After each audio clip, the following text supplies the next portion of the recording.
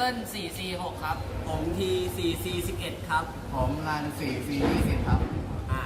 ก่อนอื่นเลย แนะนำเรือ เรือเนาะมาครับเรือนะครับก็มีแรงบันดาลใจมาจากสิงโตครับกับไดโนเสาร์ที่ชื่อว่าเพชรซิโอซอรัสครับเปเชียลสลัดนะครับซึ่งก่อนอื่นเลยสิงโตก็จะเห็นได้นะครับว่าจะมีแผงคอแหลมๆอยู่ตรงนี้รอบๆแถวบริเวณหัวของเรือนะครับแล้วก็เพเชียลสลัดนะครับจะมีลักษณะคือเป็นคีบครับคีบของมันถ้าเกิดนึกถึงเพเชียลสลัดก็ให้นึกง่ายๆครับคล้ายๆไดโนเสาร์ในโดบิตะครับก็คอยาวๆมีสัตว์น้ำครับส่วนรูปทรงนะครับหลังเป็นอย่างนี้ก็คือเป็นลักษณะคล้ายหางของเพเชียลสลัดครับ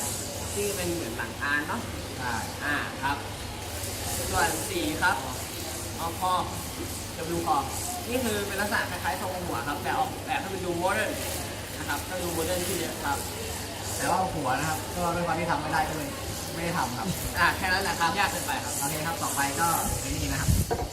หลักการทำงานของอันนี้นะครับจะใช้หลักการทำงานก็คือเราจะดันข้าวให้ตกลงเรือนะครับโดยจะมีมอเตอร์2 อันติดอยู่ตรงนี้นะครับเพื่อที่จะทำการหมุนให้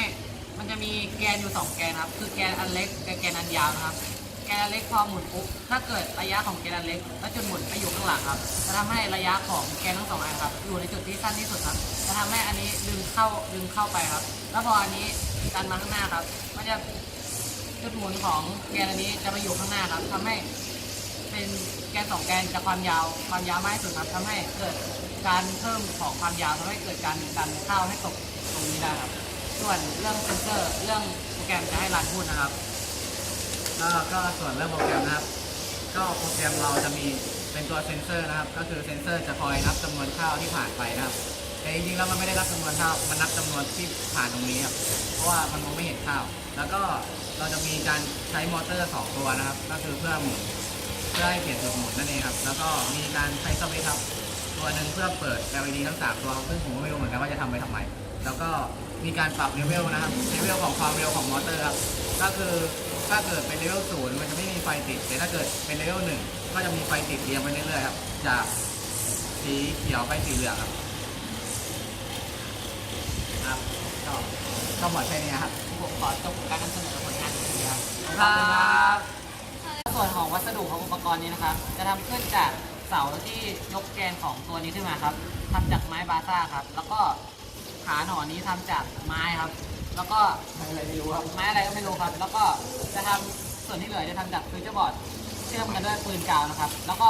ฟิวเจอร์บอร์ดส่วนตรงนี้นะครับจะเสริมความแข็งแรงด้วยไม้บาซ่านะครับเพื่อให้มันไม่งอตอนที่เราดันกลับไปกลับมานะครับและปัญหาที่พบนะครับให้รันพูดนะครับปัญหาที่พบก็คือบอร์ดมันค่อนข้าง